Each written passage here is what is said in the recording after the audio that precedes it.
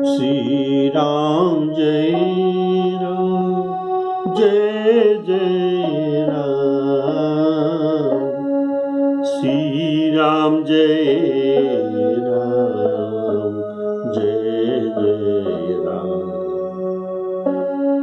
श्री राम जय राम जय जय राम।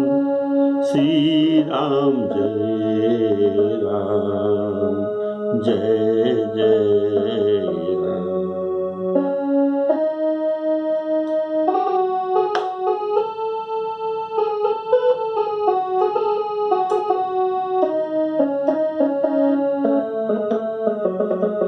बोले सियावर रामचंद्र की जय।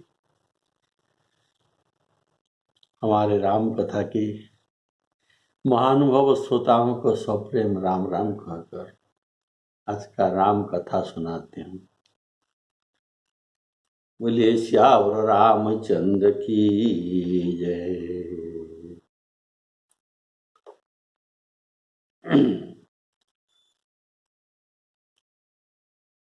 रावण सीता जी से जो बात करने आया है इनके रानियों के साथ, तो सीता जी एक तृण को ओट करके उनके साथ जो बात करते हैं। कारण सती स्त्री किसी परपुरुष के साथ अगर जो बात करे तो एक पर्दा चाहिए, तो वहां तो ये पर्दा से नहीं था, इसीलिए एक तृण को, एक घास को उखाड़कर इसके ओट में उनसे बात करते हैं। तब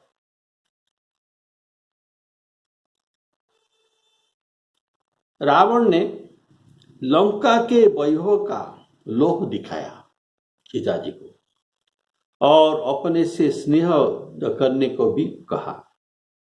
अतएव सुमिरी अवधपति परमस नहीं।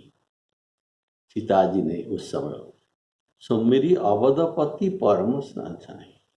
अवधपति अर्थात अयोध्या के राजा स्वयं राम जी, जो कि सब जीवों के स्नेह करते हैं। ये सभी का प्रिय है, सभी को स्नेह करते हैं। असको जीव जंतु जग नाही, जेहि रघुनाथ प्राण प्रिय नाही। सभी जीव जंतु उनके प्रिय है और सबके ये स्नेह करते हैं, और ऐसा स्नेह जो कि परमस नहीं। बोलिए सियावर रामचंद्र की जय। यहाँ अवधपति परमस नहीं, यह बात सुमिरी अवधपति परमस नहीं, यह कहने का भाव अवधपति के वैभव लंकापति के वैभव से कहीं अधिक है, और रावण से राम जी भी अधिक है। तो कितना अधिक है? जितना जुगनू से सूर्य अधिक होता है, वैसे ऐसे रावण से इतना गुण राम जी अधिक है, अर्थात राम जी सूर्य है। अवध के वैभव सूर्य के प्रकाश का समान, सूर्य के प्रकाश का समान। और तुम्हारे और तेरा राज्य में जो प्रकाश है, तुम्हारा वैभव में जो प्रकाश है, तुम में जो प्रकाश है, ये सब जुगनू के समान प्रकाश है। अयोध्या के राज को देवराज इंद्र भी ईर्ष्या करते हैं, और जिन अवध के धन को सुनकर धनराज कुबेर लज्जित हो जाते हैं। अवध राज सुर राज सिहाही, राजसुर राजसिंहाही दशरथ धन सुनी धन द कुबेर लजाही। और परम स्नेही जो ये सब जीवों के स्नेही श्री राम जी है। सीता जी कहते हैं, हे दशमुख सुनो, क्या जुगनू के प्रकाश से कभी कमलिनी अर्थात कमल विकसित हो सकता है? श्री जानकी जी पुनः जो कहती है, ऐसा मन में समझो, अरे दुष्ट, तुझे रघुनाथ के जो बाण की खबर नहीं है।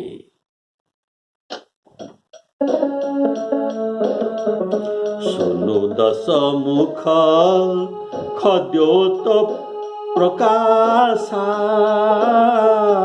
खद्य तो जुगनू के प्रकाश, कबहु नलिनी, नलिनी कमल, कबहु नलिनी करही विकासा, असमन समुझु कहती जानकी, खल सुधि नहीं रघुवीर बाण की, रघुवीर बाण की।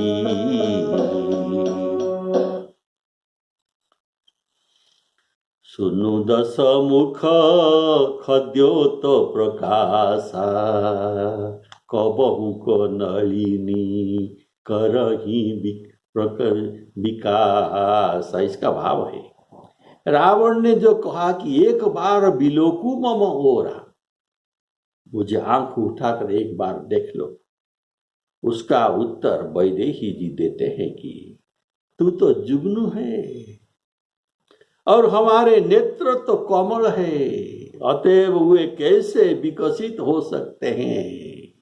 जुगनू के लिए कमलिनी का विकास करने वाला तो सूर्य है। वैसे ही मेरे नेत्र रघुनाथ जी को देखकर प्रफुल्लित ही होगी। जब तक भानु का उदय नहीं होता, जब तक सूर्य का उदय नहीं होता, तभी तक जुगनू का प्रकाश रहता है। और सूर्य का उदय होने पर जुगनू का पत्ता भी नहीं मिलता। वैसे ही जब तक श्री रघुनाथ जी यहाँ नहीं आते, तभी तक तेरी यह दुष्टता रहेगा। फिर ये दुष्टता तुम्हारे पास नहीं रहेगी। जैसे कमलिनी के लिए एक सूर्य ही है, वैसे ही उत्तम पतिव्रता के मन में अपना पति ही है और कोई पुरुष बस नहीं सकता। ऐसा गोस्वामी जी जो कहे है कि उत्तम पतिव्रता के मन में केवल उनके पति ही बसता है। इनके मन में और कोई भी पुरुष बस नहीं सकता। उत्तम के अस बस मन माही, स्वप्न में भी पर पुरुष नहीं आ सकते। सपने ही आन पुरुष जग नाही। रावण को जुगनू कहने का भाव, रावण को सहस्रार्जुन जंतु विशेष समझकर ये पकड़ लिया था। ये एक स्पेशल जंतु है, एनिमल, ऐसा सोचकर ये 10 मुख वाले एनिमल को ये पकड़ लिया था स्पेशल। तो धाई धरा जिमी जंतु विशेषी, विशेष जंतु मान सोचकर सहस्रार्जुन उनको पकड़ लिया था। और सहस्रार्जुन अर्थात सहस्रार्जुन रावण से अधिक बलवान है, अधिक प्रकाश युक्त है। और सहस्रार्जुन को वध करने वाले इससे भी अधिक प्रकाश युक्त बलवान परशुराम जी थे। और राम जी को देखकर उसी परशुराम जी का गर्व खंडन हो गया था। इसीलिए तासु गर्व जेहि देखत भागा, परशुराम जी के गर्व उनको देखने से ही भाग गया था। अब सो नर क्यों 10 शीस अभागा। अतः रावण जुगनू और श्री राम जी सूर्य होने का प्रमाणित होता है। बोलिए श्यावर रामचंद्र की जय। खल सुधि नहीं रघुबीर बाण की, तेरे समकक्ष खरदूषण जो था, खरदूषण में मोही सम बलवंता, ये रावण का वाक्य है। अर्थात तेरे समकक्ष खरदूषण को जो मारा 14,000 सैन्य के सहित, और जिनके न रहने पर तो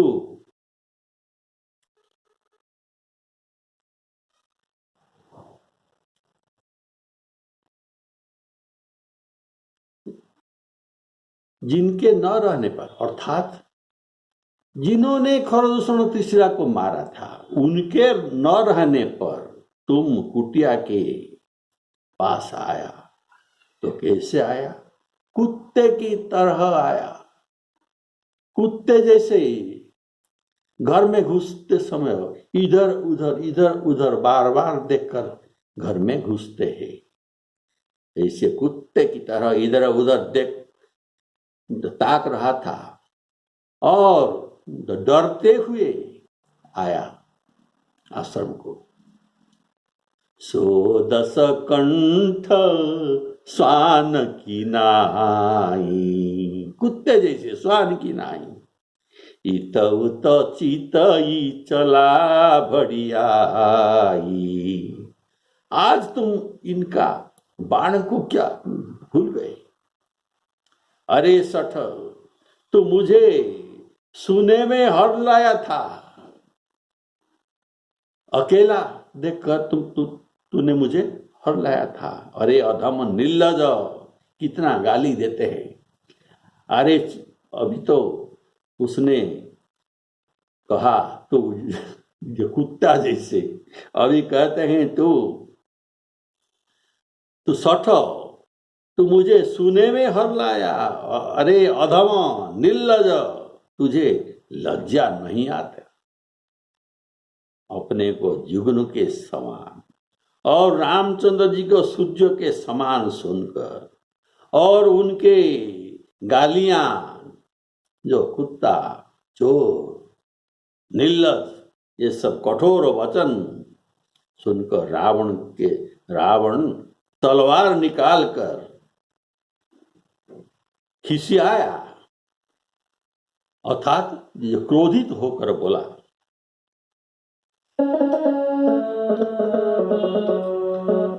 सठ सुने हरि आन ही मोही,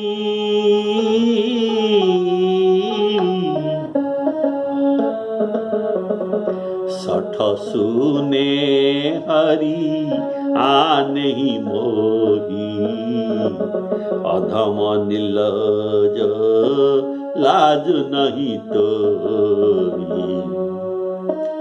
आप ही सुनी खद्योत सम, खद्योत जुगनो राम ही भानु समान, परुष वचन सुनी काढ़ी असी खड्ग, बोला अति खिसियान क्रोधित होकर बोला। और सीता जी ने उनको कहा, तुम चोर की तरह छल करके ले आया।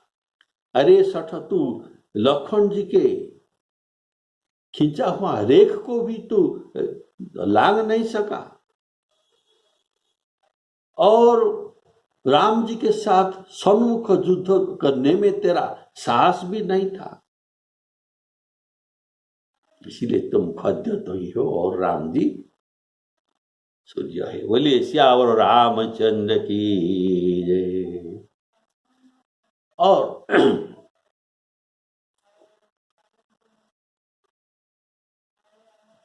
रावण अपना वीरता वर्णन करता है,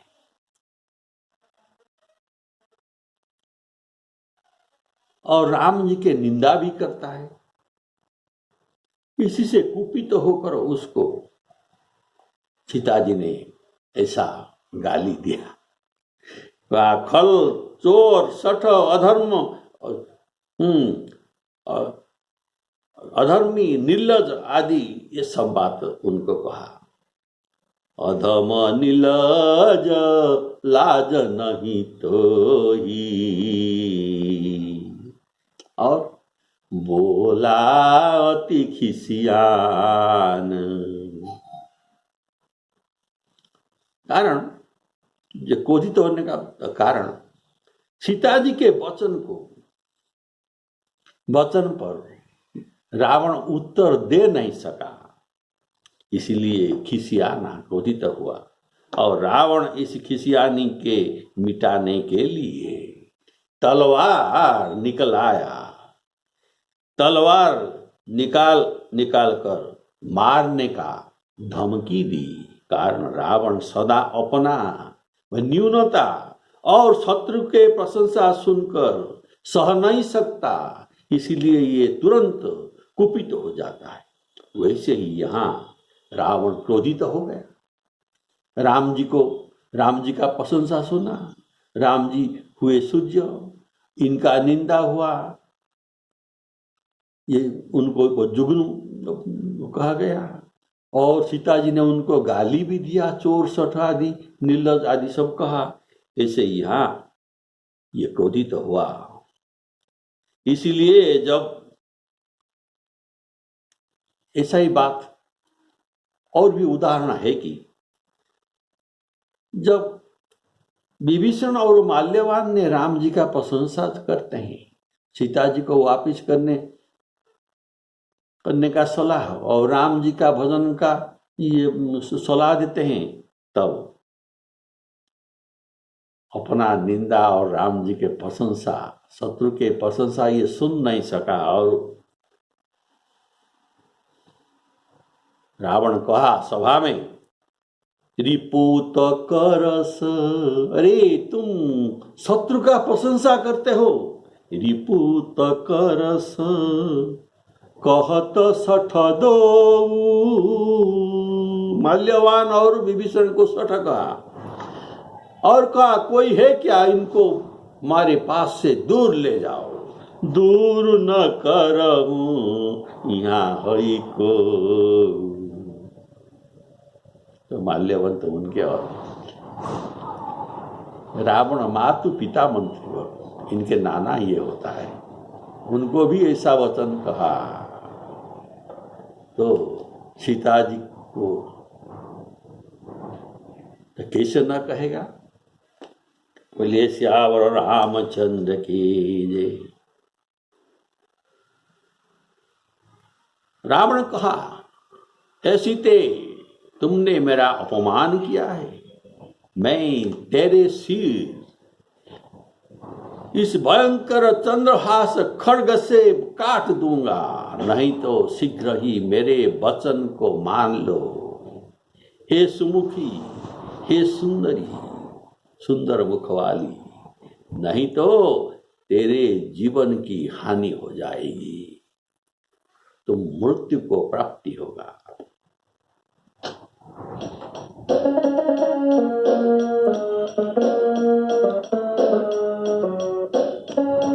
सीता ते मन तुम, सीता ते मम कृत अपमाना, कटि हूँ तव सिर कठिन कृपाण, नाही तो सपदी सपदी शिक्षण नाही तो सपदी मानु मम बानी सुमुखी होती नत जीवन हानि सुमुखी होती नत जीवन हानि। यहाँ सीता संबोधन करने का रावण का कुछ भाव है। ये भाव था, तेरे नाम सीता, सीता के अर्थ है जो शीतल करने वाली, उसको सीता कहा जाता है। तो तेरे वचन में शीतलता तो होना चाहिए, सो न होकर तुम कितना कठोर और तप्त करने वाले वचन बोलते हो। तूने राजा को अपमान किया, और राजा को अपमान करना इसका भाव है इसे मारने के लिए समान है। राजा को अपमान करना इसे मारने के लिए समान है। बोले श्यावर रामचंद्र की जय। ऐसा जो कहा गया है, आज्ञा भंग नरेंद्राणाम, नरेंद्राणाम राजाओं की आज्ञा भंग, उनको आज्ञा को भंग करना। आज्ञा भंग नरेंद्राणाम अशस्त्रं वध उच्यते। अशस्त्रं वध, बिना शस्त्र के उनका वध करना, ऐसा माना जाता है जिन राजा के आज्ञा भंग होता है। बोलिए श्यावर रामचंद्र की। गोस्वामी जी भी वर्णन किए हैं। इसके बदले ये कहता है, जो संभावित है, जो सम्माननीय लोग है, इनके लिए अपजस हो जाना, ये मरण से कोटि गुण अधिक कष्टदायक होता है। गीता में भी इनका समर्थन किया गया है। संभावितस्य चा कीर्ति मरणाद अतिरिच्यते, अधिक होता है। संभावित कहूं अपजस लाहु, मरण कोटि सम दारुण दाहु। यह गोस्वामी जी का वाक्य है, और जब गीता में भी इसका समर्थन है। इसीलिए मैं तुम्हारा सिर काट लूंगा, काटी हूं, अर्थात मैं अपने हाथ में तेरे सिर को अलग कर दूंगा, काट दूंगा। इसलिए कहा, न कटी हूं तव सिर कठिन कृपाण। सीता जी ने कहा कि हे दशकंधर रावण, सुनो, श्याम कमलों की माला कभी देखा है? नहीं देखा होगा। श्याम कमल की माला, ये श्याम कमल के माला अत्यंत सुंदर होता है। वैसे सुंदर श्री राम जी के भुजाएं। बोलिए श्यावर रामचंद्र की। और हाथी के सूंड के समान आकार श्री राम जी के भुजाएं, प्रभु के बलिष्ठ भुजाएं हैं। ये श्याम कमल के समान और हाथी के सूंड के समान। या तो वे ही भुजा मेरे गले में लगेगी, या तेरे भयंकर तलवार ही मेरे गले में लगेगी। ये दोनों से एक लगेगी, तेरा तलवार या श्याम कमल माला के सदृश श्री रघुनाथ जी के बाहें। बोले श्यावर रामचंद्र की जय। अरे सठ सुनो, मैं जो ये कहा, ये मेरा सत्य प्रतिज्ञा है। मेरे कंधे पर, मेरे गले पर या तो तेरे चंद्रहास खड्ग लगेगी, नहीं तो श्री राम जी के नील कमल सदृश बाहें इनका स्पर्श करेगा। बोलिए श्यावर रामचंद्र की। यहाँ श्याम कमल कहने का भी कुछ भाव है। भगवान के श्री राम जी के वर्णन तो श्याम कमल के समान है, नीलोत्पल सम प्रभु। और श्याम कमल कहने का भाव, एक बार दुर्वासा ऋषि श्याम कमल पर बैठकर ध्यान कर रहे थे और ये मुनिद्रोही रावण उनको देखा तो ये जहां ये कमल पर बैठते, कमल के नीचे जो नाड़ होता है, ये नाड़ को ये काट डाला तो दुर्वासा जी डूबने लगे और ध्यान में जान गए कि ये करतूती दुष्ट रावण का है। इसीलिए उन्होंने अभिशाप दे दिया रावण को, जब तुम श्याम कमल को देखेगा इसके दर्शन से तुम्हारा मृत्यु हो जाएगी। बोलिए श्यावर रामचंद्र की। रावण से इतना कहकर अब सीता जी चंद्रहास से विनती करते हैं। ये कहते हैं रघुपति के विरहाग्नि से उत्पन्न मेरे परिताप से अत्यंत जलन दुख, इसको तुम हरण करो। अर्थात सीता जी रावण के वह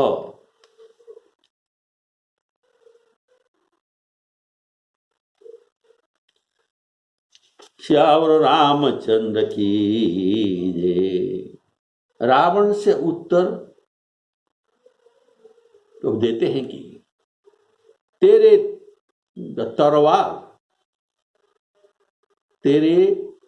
तलवार से मारा जाना मुझे स्वीकार है, पर तेरा वचन मानना मुझे स्वीकार नहीं है। अतः कहती है कि हे चंद्रहास, तो शीतल तीक्ष्ण और श्रेष्ठ धारा बहाती है, तू मेरे दुख के भार को हर लो। जैसे अशोक वन में सीता जी अशोक वृक्ष को विनय करते हैं, तुम मेरे दुख को हरण करो, कह सीता हरु मम दुख भारा। वैसे यहाँ चंद्रहास खड्ग को भी विनती करते हैं, तुम शीतल हो, तीक्ष्ण और श्रेष्ठ धारा बहाती हो, तुम मेरे दुख के भार को हर लो। यह वचन सुनते ही रावण फिर मारने को दौड़ा, तो मंदोदरी ने हाथ पकड़कर नीति सुनाया और समझाया। बोलिए श्यावर रामचंद्र की। चंद्रहास हरु मम परिताप। रावण के खड्ग का नाम चंद्रहास खड्ग। चंद्रहास हरु मम परिताप, रघुपति विरह अनल संजात। शीतल निशीत बहसी बरधारा, कह सीता हरु मम दुख भारा। सुनत वचन पुनि मारन धावा, मयतनया कई नीति बुझावा।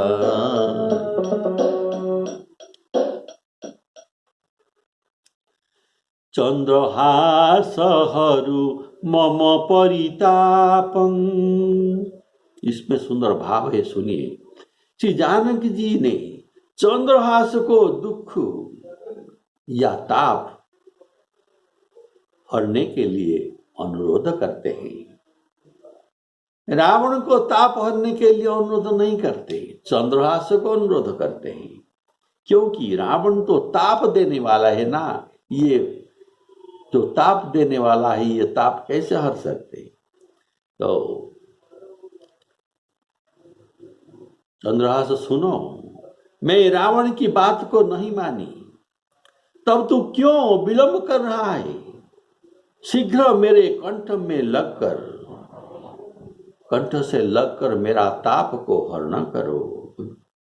तुम इतना देर क्यों करती?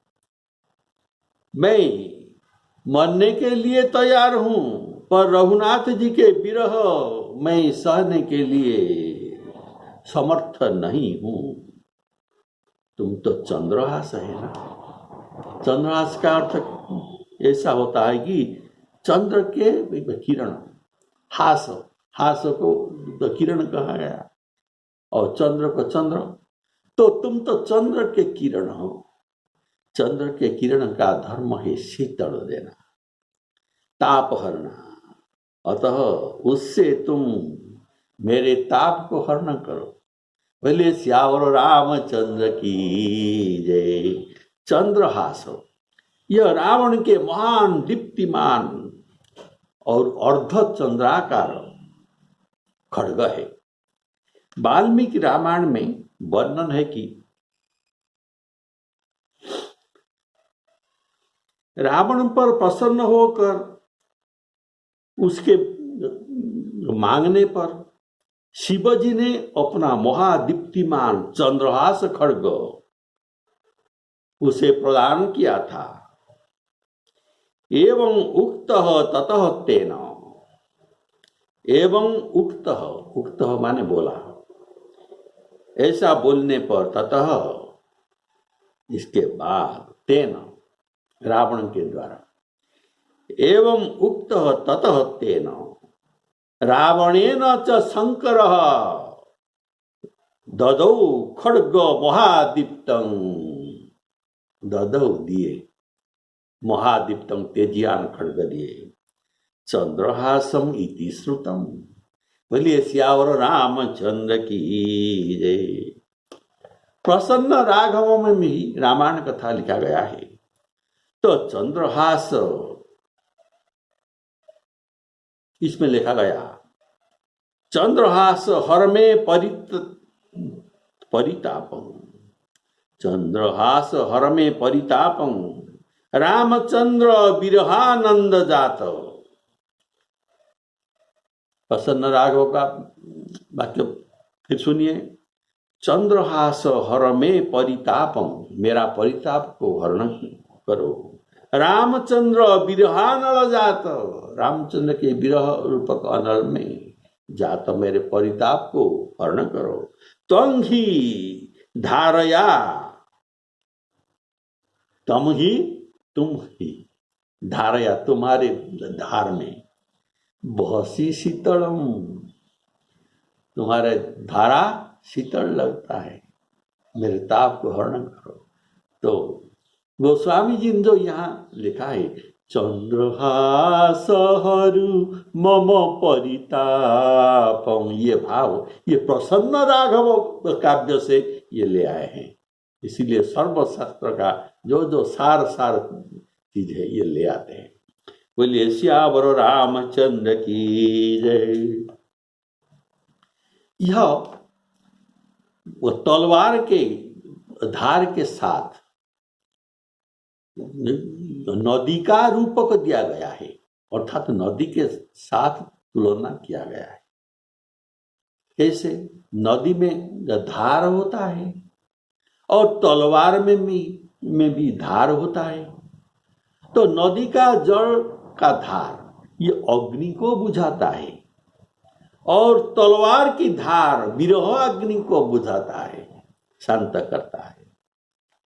तो सुनत वचन पुनि मारन धावा, इसी से सूचित हो रहा है कि वह रावण सीता जी की अत्यंत पास में नहीं था, इसलिए उनको धावा लिखा गया है।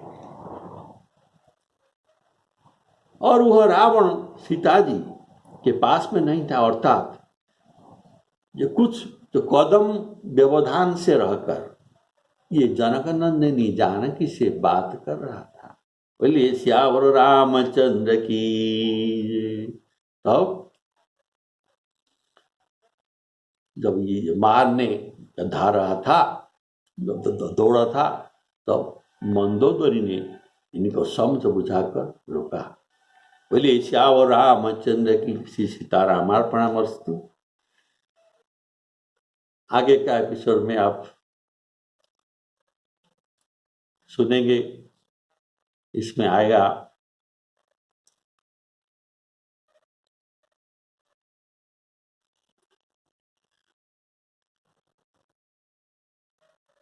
आगे का प्रसंग।